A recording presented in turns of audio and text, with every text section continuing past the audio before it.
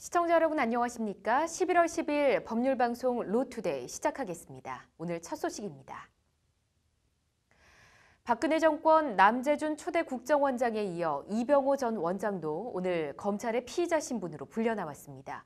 서울중앙지법에서는 김관진 전 국방부 장관에 대한 영장 실질 심사가 열렸습니다. 찬바람과 함께 바야흐로 배신의 계절이 찾아온 듯합니다. 무슨 뜻인지 이철규 기자의 리포트 보시겠습니다. 이병호, 박근혜 정권의 마지막 국가정보원장이 오늘 피의자 신분으로 검찰에 소환됐습니다. 남재준 전 원장과 같은 국정원 특수활동비를 청와대에 상납한 혐의입니다. 포토라인에선 이 전 원장도 남 전 원장처럼 밑도 끝도 없이 국가와 국정원 걱정 발언을 쏟아냈습니다. 우리나라의 안보 정세가 나날이 위중하고 있습니다. 국정원 강화가 그 어느 때보다도 절실한 때입니다. 국정원이 큰 상처를 입고 흔들리고. 앞서 지난 8일 검찰 조사에서 남 전 원장은 이재만이 직접 전화를 걸어 국정원 특수활동비를 요구했다. 자신 몫인 활동비를 달라고 해 처음에는 조금 치사하다는 생각이 들었다고 진술한 것으로 전해졌습니다. 청와대의 요구로 상납했음을 사실상 시인한 겁니다. 검찰은 남재준 원장 시절 월 5천만 원대이던 상납 액수가 이병호 원장 때는 월 1억 원 수준으로 불어난 것으로 파악하고 있습니다. 비슷한 시각 서울중앙지법에선 이명박 정권 시절 군 사이버사령부 댓글 공작을 지휘한 혐의로 영장이 청구된 김관진 전 국방부 장관이 영장 실질 심사를 받기 위해 들어섰습니다. 이명박 정권 마지막 국방장관을 지낸 김 전 장관은 박근혜 정권에서도 그대로 유임됐습니다. 두 정권에서 내리 국방장관을 지낸 장관은 국방부 역사상 김 전 장관이 유일합니다. 검찰은 그 고리에 2012년 총선과 대선 군 여론조작이 있다고 보고 있습니다. 이명박 전 대통령께 보고하신 거 인정하십니까? 사이버사 활동 내용 이명박 대통령이 보고한 거 맞습니까? 호남에 안 좋은 감정 있어서 그러실 거예요? 김관진 전 장관도 지난 7일 검찰 조사에서 댓글 요원 선발 관련 이명박 전 대통령의 지시나 지침을 받은 사실을 일부 시인한 것으로 전해졌습니다. 전직 국정원장과 국방부 장관, 검찰 칼끝에 놓인 이들의 한결같은 자세는 국가의 안위가 걱정된다면서도 정작 자신의 혐의에 대해선 입을 다물거나 전 주군의 지시나 요구였다는 겁니다. 검찰 수사는 결국 이들을 딛고 윗선으로 갈 것으로 보입니다. 법률방송 이철규입니다.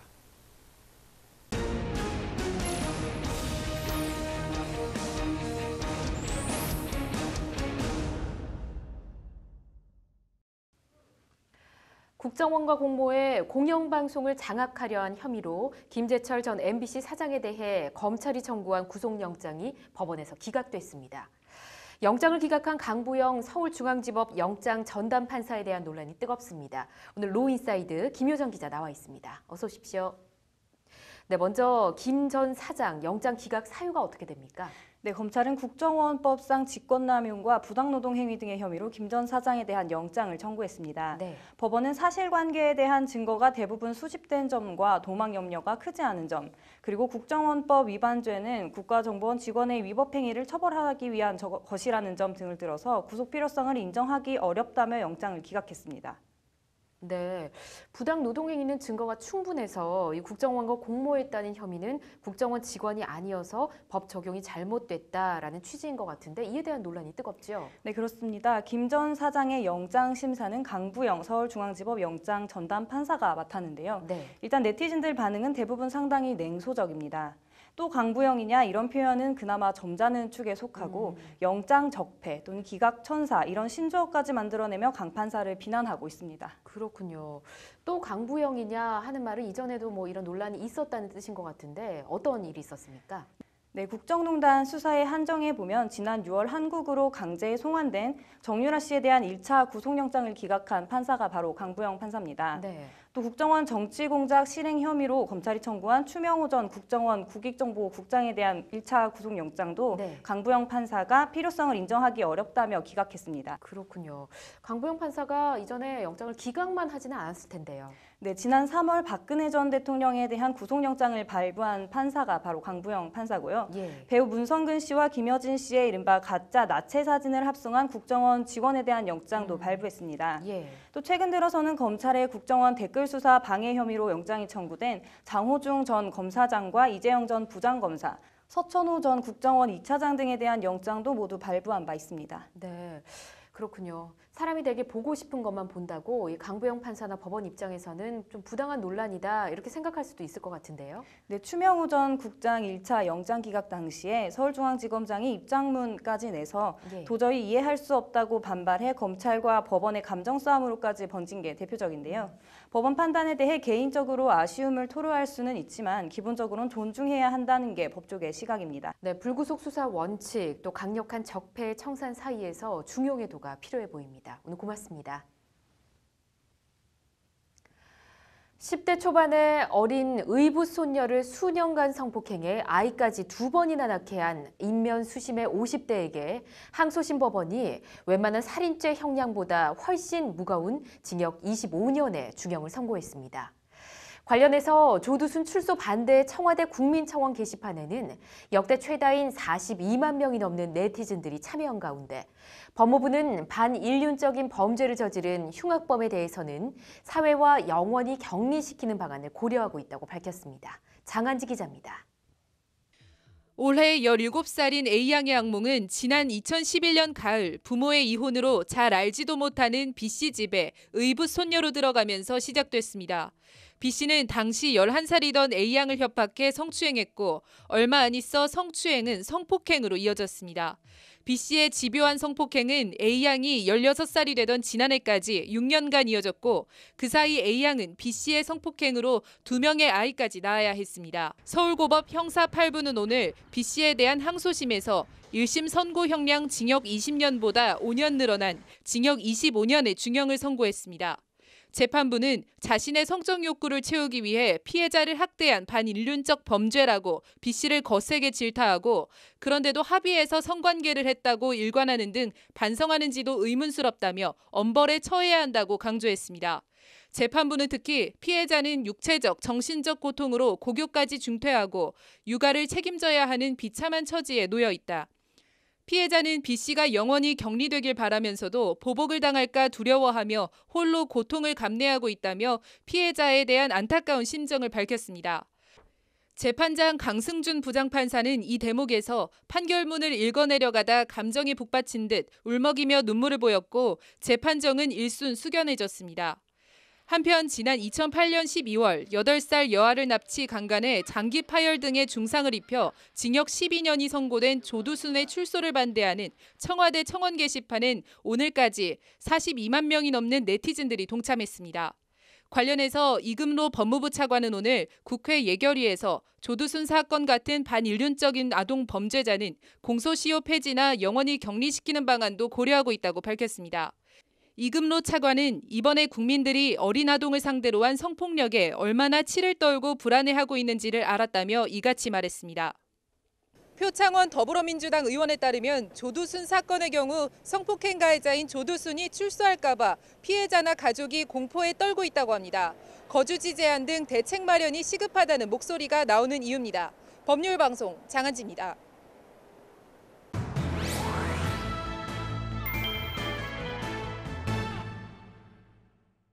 네, 최근 한샘, 우리은행, 현대카드 등에서 사내 성폭력 논란이 잇따라 불거지면서 파문이 일고 있습니다. 오늘 유정훈 변호사의 뉴스와 법에서 이 이야기 자세히 나눠보겠습니다. 안녕하십니까? 안녕하세요. 네. 먼저 한샘 성폭력 사건 논란 일파만파 커지고 있는데요. 어떻게 해서 이렇게 일이 커진 걸까요? 예, 한 검색 포털 게시판에 입사 3일 만에 강간, 성폭력, 화장실 몰래카메라라는 제목으로 도움을 요청하는 글이 올라왔습니다. 네. 성폭력을 당했다는 피해 여성은 사건을 마무리하고 회사로 돌아갈 예정이었습니다. 그런데 이제 회사 내에 피해 여성이 성폭력을 일으킨 것이 아닌 꽃뱀이다라는 그런 소문이 돌기 시작하면서 예. 억울함을 호소하는 글이었습니다. 이런 사건을 계기로 해서 성폭력 논란이 시작되었습니다. 그렇군요. 분명 억울할 수 있는 문제일 것 같은데 네. 가해자로 지목된 사람은 어떤 반응을 보이고 있습니까? 예, 피해 여성은 회식 후에 교육 담당자와 성관계를 가진 것은 강제성이 있었다라고 주장을 하고 있습니다. 네. 근데 이에 반해 그 교육 담당자는 피해 여성과 나눈 카카오톡 대화 내용을 공개하면서 서로 호감이 있었다 또는 좋은 관계에서 합의하에 성관계를 가졌다고 주장하고 있습니다. 결국 이 사건은 진실공방으로 치닫고 있는 양상입니다. 네, 과연 누가 거짓말을 하고 있는 것인지 결과를 지켜봐야겠네요. 네. 근데 이게 비단 한샘 문제만은 아닌 것 같습니다. 잇따라 다른 회사에서도 비슷한 주장들이 나오고 있거든요. 네, 한샘 성폭력 사건을 계기로 국내 기업에 만연된 성폭력 문제가 일시에 봄을 터지듯이 제기되고 있는 상황입니다. 예.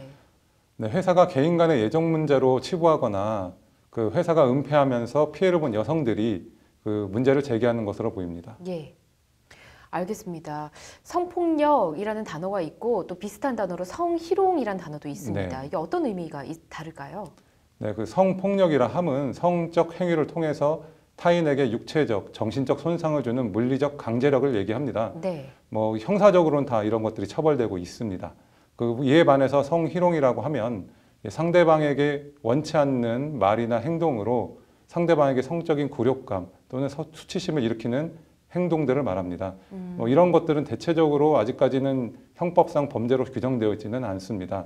네, 성희롱이 성폭력보다 넓은 개념이고 예. 형사처벌 여부로 구별하시면 되겠습니다. 그렇군요. 근데 이게 당사자만의 문제가 아니라 네. 사업주도 이런 일이 일어나지 않도록 법적으로 조치를 취하도록 하게 되어 있죠? 네, 그렇습니다. 네, 성희롱은 주로 이제 상하관계에서 많이 일어나기 때문에 네. 남녀 고용평등법을 통해서 대처를 하고 있습니다. 법에서는 사업주가 주기적으로 성희롱을 예방하는 교육을 실시해야 될 뿐만 아니라 피해가 발생했을 때는 근로자에게 해고나 네. 불이익한 조치를 취하지 않도록 하고 있습니다.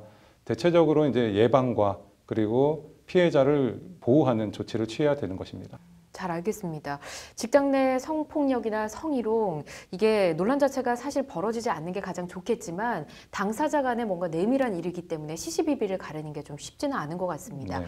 어찌됐든 어느 쪽이든 간에 그 누구든 억울한 피해를 입는 사람이 없었으면 좋겠네요. 오늘 말씀 고맙습니다. 네. 오늘의 판결입니다. 오늘의 판결은 어떤 목사님의 초등학생 여아 성추행 이야기입니다.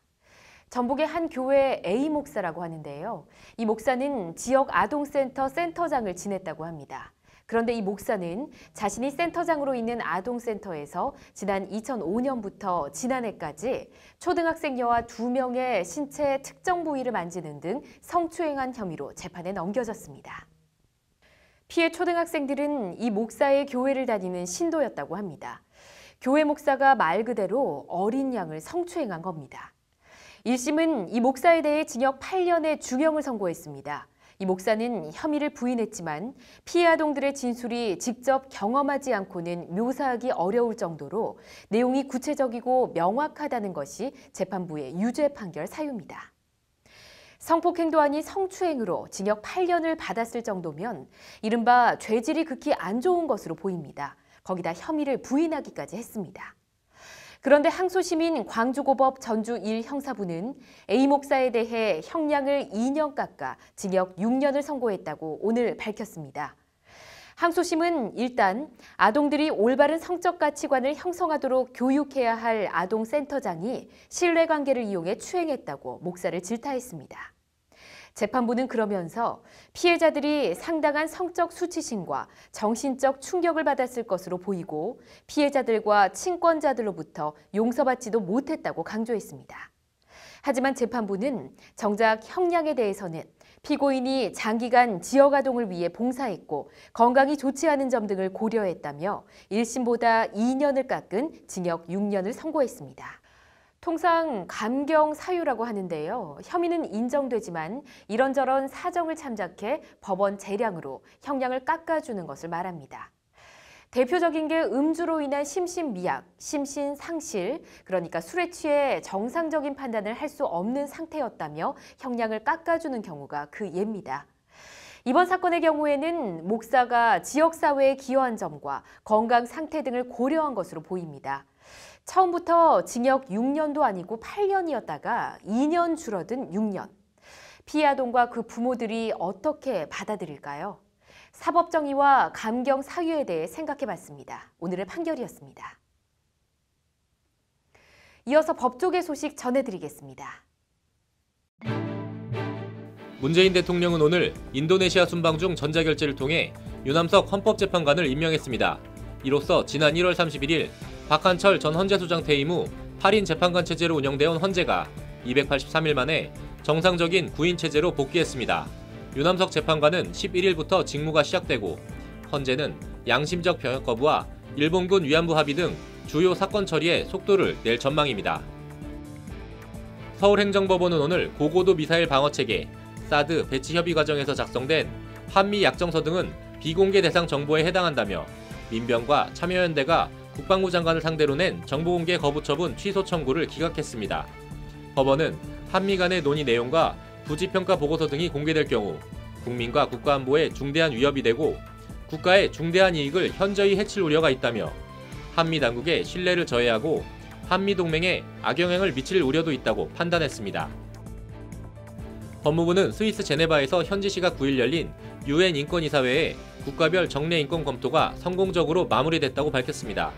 박상기 법무부 장관을 수석대표로 한 한국 대표단은 99개 참가국을 상대로 사형제 폐지와 차별금지법 제정 등에 대한 정부 입장을 제시했고 관심을 모았던 박근혜 전 대통령에 대한 인권 문제 지적은 나오지 않은 것으로 알려졌습니다.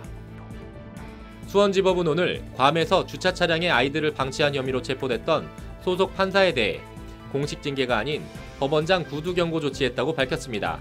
법원은 국내법상 처벌 대상이 아니고 아이들이 남겨진 시간도 당초 알려진 45분이 아닌 20분 내외인 점 등을 두루 고려했다며 사려 깊지 못한 행동으로 물의를 일으키고 국민에게 큰 심려를 끼친 것은 사실이어서 엄중히 경고했다고 밝혔습니다. 11월 10일 법률방송 루투데이 마치겠습니다. 시청해주신 여러분 고맙습니다.